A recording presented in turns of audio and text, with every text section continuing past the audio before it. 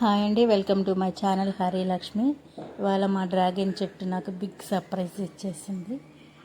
చూసారా ఎంత పెద్ద ఫ్లవర్ వచ్చిందో. డ్రాగన్ ఫ్లవర్ 3 సంవత్సరాల నుంచి చూస్తున్నాను, ఇది కాస్తదా కాయదా అని.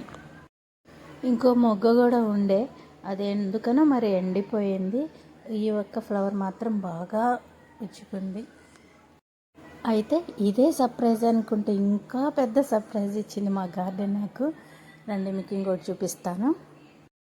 ఏదో పక్షి గూడు పెట్టుకుంది, చిన్న గూడు, 2-3 ఆకులతోటి అల్లేసుకొని నీట్గా పెట్టుకుంది.